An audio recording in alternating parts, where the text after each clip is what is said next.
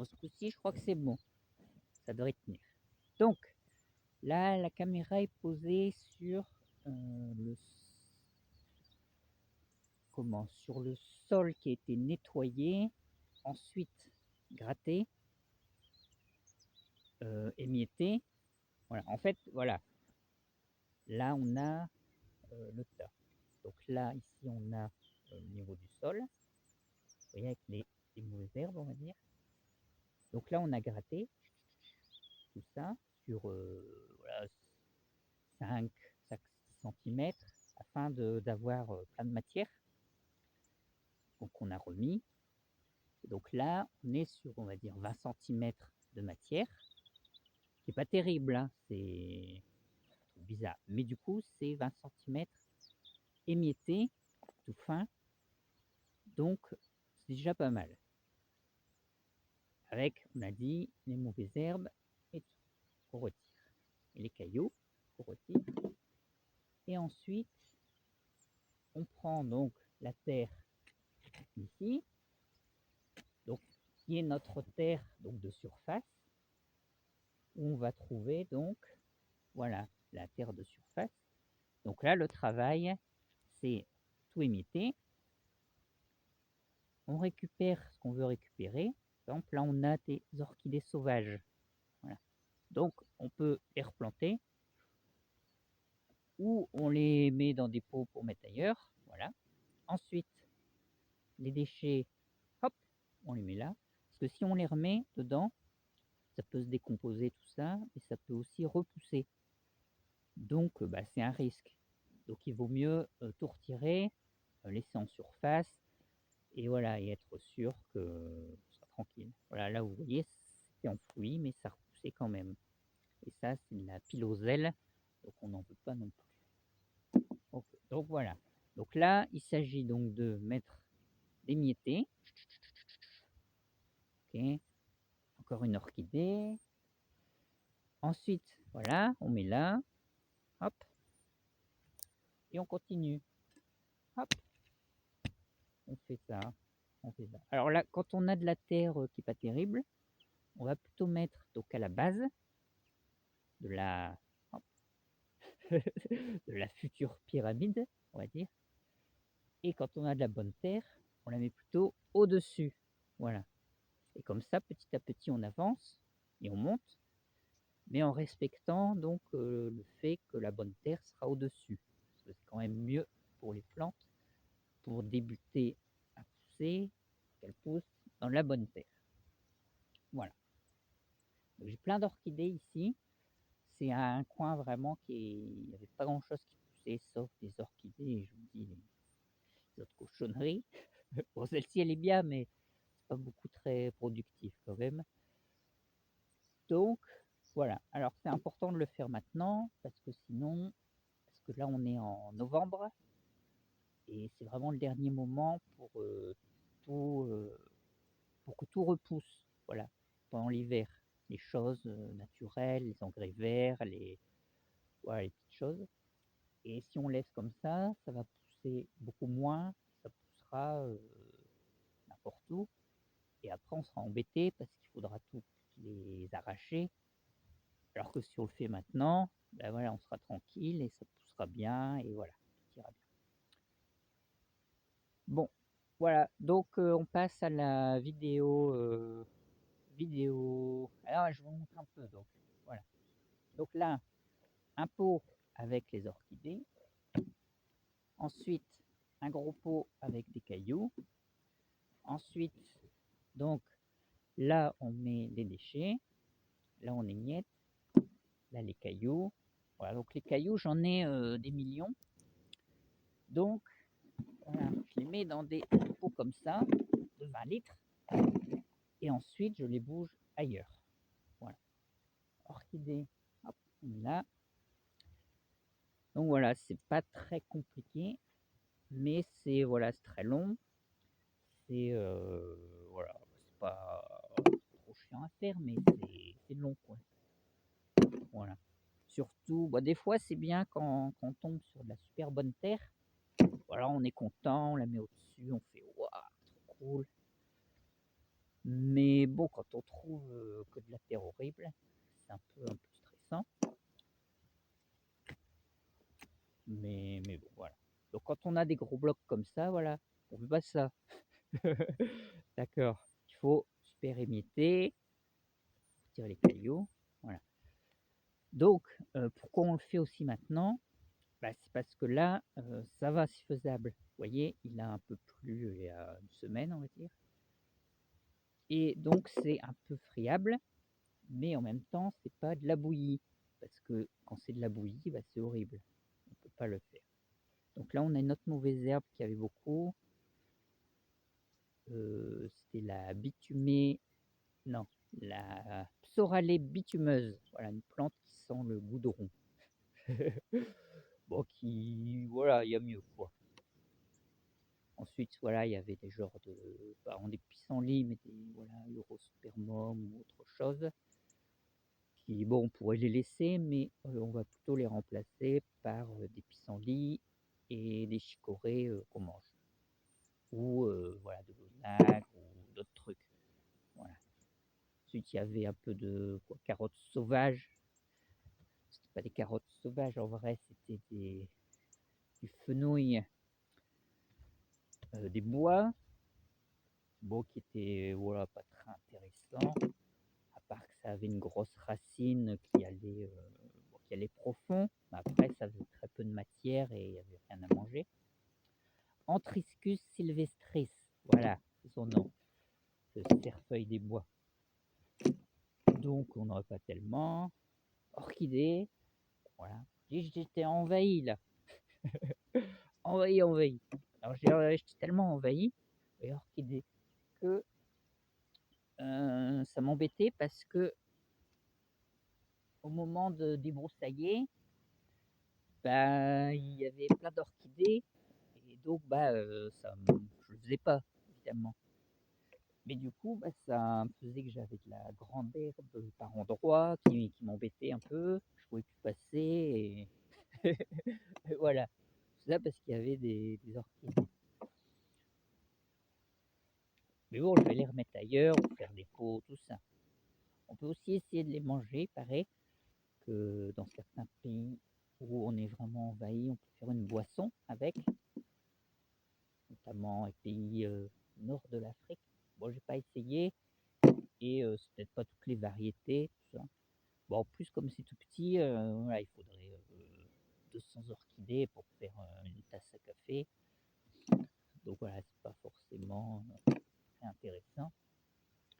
Donc là, on avait le chien dent. Alors, je sais pas si c'est le chien dent, dent de chien, parce qu'il y a une variété qui s'appelle comme ça. Donc c'est voilà le chien dent classique qui va faire des grandes tiges souterraines et puis émettre.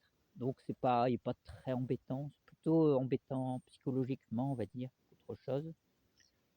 Donc voilà, donc on le retire. Donc c'est facile à retirer le chien dent hein, quand on fait à la main. Voilà, il suffit de retirer les grosses parties charnues comme ça.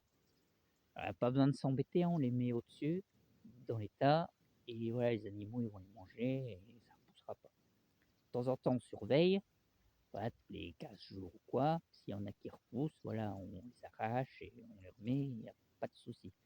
Parce que comme c'est de la terre friable et tout, et qu'au-dessus, ce sera que des déchets, voilà, il n'y aura qu'à tirer et ça ira très bien.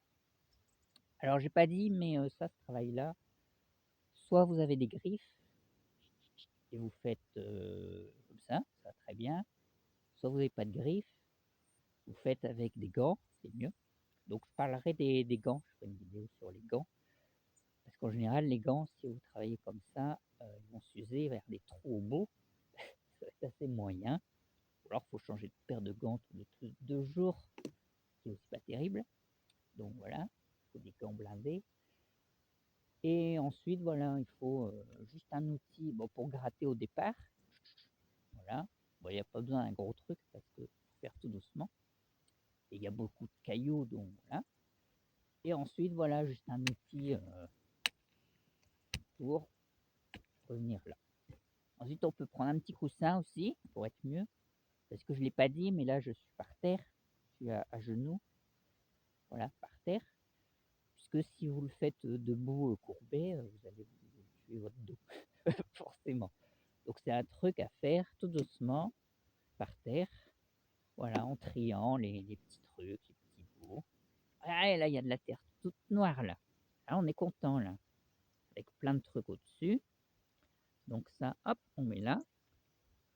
Les orchidées, on met là. Alors les orchidées, je pourrais les remettre ici. Sauf que si je les mets ici, comme je vais mettre beaucoup de terre là, elles vont être un peu trop enfouies. Donc il vaut mieux que je les pousse et que je les remette quand ce sera fini. Comme ça, elles seront plus à un niveau acceptable. Voilà.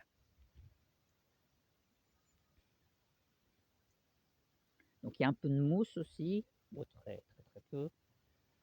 Voilà. Voilà, des cailloux. Des cailloux. Alors après, quand on a des blocs de terre ou d'argile ou autre qui sont un peu trop durs, comme ça, bon, soit là ça va, on peut les émietter, mais si c'est trop dur, voilà, on les vire ailleurs et quand il pleuvra, on pourra les émietter, les reprendre. C'est mieux que de les mettre là, voilà. Sinon ça prendra beaucoup de temps à se mettre et ouais, c'est pas intéressant. Voilà. Hop.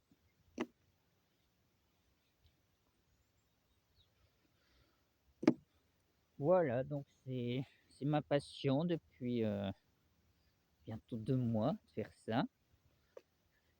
5 heures par jour, on va dire. Très marrant. Donc le plus dur, en fait, c'est de trouver une position où on est bien. Parce que bah, si on est trop loin et qu'on se penche comme ça, on va se tuer le dos. Alors j'ai pas dit, mais du coup, on va trouver des petits vers de terre. Alors on en trouve très très peu, parce que ici justement, le terrain était un peu horrible. La terre peu profonde, peu de matière organique, peu de déchets, tout ça. Donc il y a encore très peu d'animaux dégradeurs de vers de terre ou plein d'autres trucs. Il y en a, mais pas beaucoup. Donc quand on en trouve, ben voilà, faudra les garder. Donc on les met plutôt dans l'état de déchets, là, voilà, avec un peu de terre au-dessus, hop, tout va bien. Donc au niveau des animaux, voilà, il va y avoir des vers de terre, il y a beaucoup de cigales aussi. Et oui, parce que les cigales, en général, on se dit, voilà, enfin, on se dit, c'est un animal aérien, on va dire, qui est dans les arbres, tout ça, ce qui est vrai, qui fait du bruit, etc. En été, quand il est adulte. Mais quand il est petit, ça n'a rien à voir. En fait, il est sous terre, notamment donc en hiver. Vous savez que les cigales, elles chantent pas en hiver. Elles ne se promènent pas non plus dans les arbres. Les larves, elles vont être sous terre. Et donc, on va les trouver dans les endroits où on a des cigales. Si on creuse en hiver, on aura les larves, voilà, qui se transformeront après en cigales. Donc, ça n'a rien à voir avec une cigale. Ça ressemble à un petit truc bizarre avec des petites pinces. Voilà. Et surtout, bah voilà, faut les garder, quoi. Parce que bah, c'est utile, et, voilà, même si c'est un peu bruyant.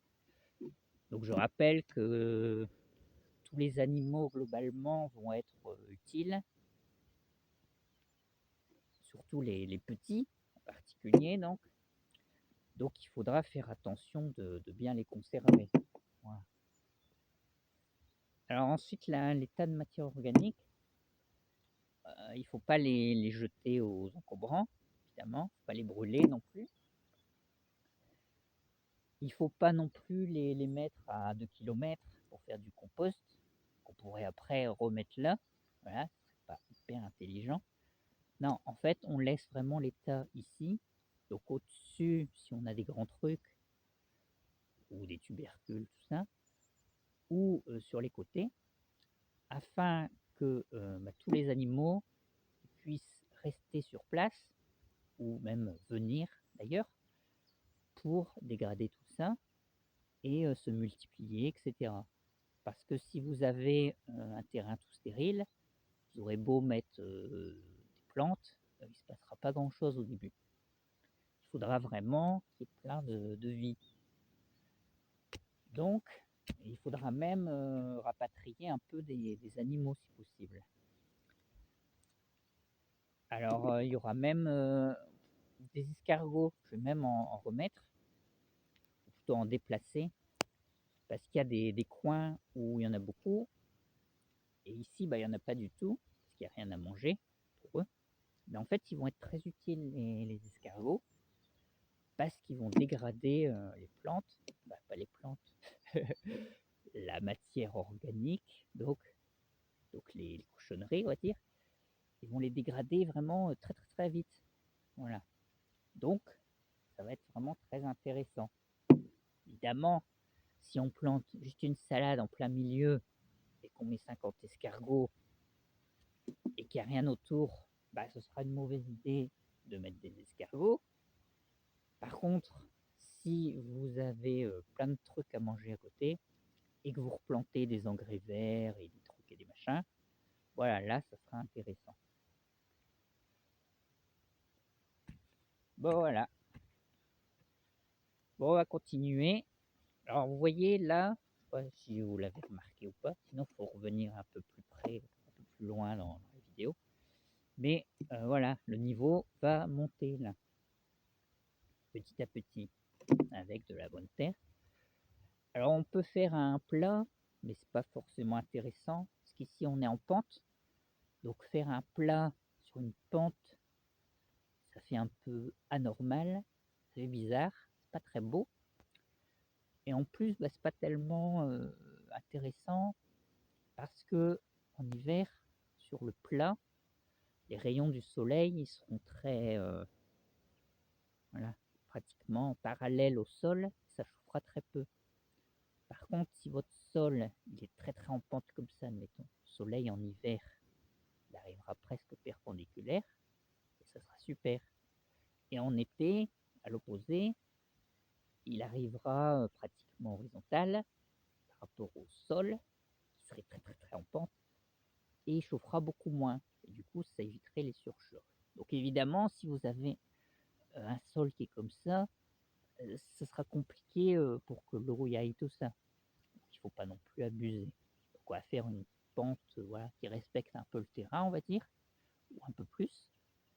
Et de l'autre côté, il y aura la courbe inverse, ou un peu moins, ou un peu plus aiguë, plus courte, qui sera beaucoup plus à l'ombre, en hiver surtout. Mais du coup, on ne mettra pas les mêmes choses. Par exemple, ici, on mettra plutôt, schématisé, on va dire, ici, on mettra un cactus, et ici, on mettra une fougère. Là, admettons. Vous voyez? Entre deux, on mettra des fraises.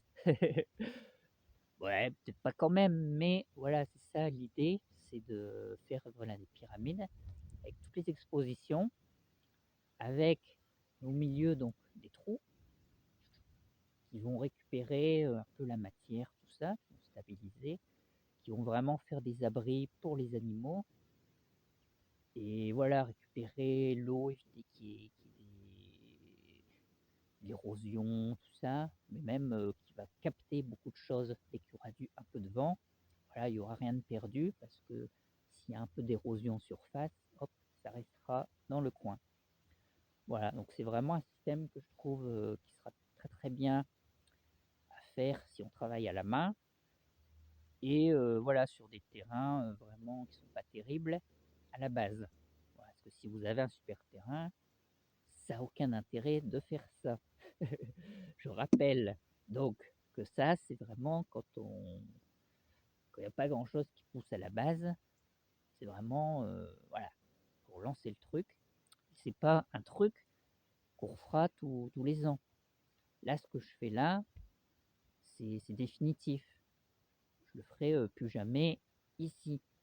Après, si j'ai encore un peu de place, hop, je pourrais ragrandir. Je remettrai des trucs, tout ça. Mais voilà, après, on fera un petit trou, on plantera, on remet, c'est tout. On trifouillera plus le sol, on va pas passer le motoculteur, on va pas bêcher. bêcher, on va pas, voilà, rien du tout. S'il y a une mauvaise herbe, voilà, on la retire et voilà. Par contre, voilà, ça va être un travail monstre, à la base. Donc ça peut être fait sans mini pelle à la base. Je vous rappelle la mini pelle, elle a fait tout à l'heure. Donc si on le fait à la main, et ben voilà, c'est juste, voilà, hop, hop, petit à petit, on prend les blocs et on les fait. Mais voilà, ça sera beaucoup plus long parce que là, quand même, la terre, elle va être déjà un peu préparée, on va dire. Donc ça sera, plus simple. Mais si vous le faites que sur, 3 mètres carrés, voilà, il n'y a aucun besoin. Voilà, bon, donc on va passer au travail sérieux. Donc l'important vraiment quand on fait ça, c'est de travailler au bon moment aussi. C'est-à-dire, voilà, je vous dis en novembre, tout ça pour nous, à Carcassonne donc, mais quand l'humidité elle est correcte quoi. Parce que vraiment si trop sec, ça va être impossible, on va se tuer les bras. Vous voyez, on va voir ça, si c'est trop sec, on aura ça, avec le chien-dent et ça, voilà, ah ça marche pas quoi. On peut tirer dessus mais ça va se casser et voilà, ça va faire des blocs comme ça, c'est horrible. Donc ça, c'est pour ça que là, je vais retirer les blocs de surface et c'est resté plutôt humide en dessous. Voilà. Donc travaillez vraiment au bon moment, petit à petit. Faites-le bien, parce que si vous le faites mal, bah, faudra le refaire sûrement, ce qui serait pas le but. Voilà, et voilà, faut travailler vraiment dans une position qui vous convient, parce que bah, sinon vous allez vous tuer, quoi. En fait, le but, c'est voilà, c'est pas de faire des grands mouvements comme ça tout le temps. Ce serait plutôt de voilà, travailler petit à petit, hop, caillou, truc, terre, et après, si on a trop de terre d'un endroit, hop, on fait ça et on la déplace plus loin. Voilà, ça se fait très bien quand la terre elle est toute, émiettée, tout ça. On peut le faire à la main, il n'y a pas de souci. On peut déplacer 1 mètre cube de terre comme ça, c'est facile. C'est quand, on a des blocs et tout, que c'est pas faisable. Voilà. Donc on peut déplacer comme ça facilement, mais sur, pas beaucoup. Je peux déplacer 1 mètre cube de terre comme ça là, voilà en 5 minutes, mais je vais pas pouvoir faire ça pour le déplacer à 10 mètres. C'est ça le truc à bien comprendre. C'est pour ça qu'il faut y aller tout doucement, petit à petit et faire ça. Et quand après ça devient trop loin ou trop gros ou quoi, et ben, on va travailler d'un autre côté, d'un autre sens, ou voilà. C'est là où il va falloir réfléchir pour travailler, correctement et voilà, c'est faut le faire un peu avec, l'habitude. Mais voilà, donc on verra, je vous montrerai les résultats après. Je vous ai déjà montré donc ces petits trucs que j'avais fait et les petits trucs que j'ai plantés. Mais bon là ça sera les résultats seront visibles plutôt au printemps, enfin au début de printemps, on va dire en mars. Février-mars, tout il recommencera à pousser avec les engrais verts et tout, et vous verrez que voilà, ça devrait cartonner. Donc l'idée aussi, c'est que ça reste pas à nu, surtout. J'ai dit que je mettais pas grand-chose parce qu'il y avait des choses qui vont repousser. Et il faut vraiment, voilà, protéger le sol, le sous-sol, les animaux d'une façon ou d'une autre. Donc en mettant soit plein de plantes directes, soit un peu du paillage, des trucs. Bon allez, j'arrête la vidéo. Allez, à bientôt dans la jungle.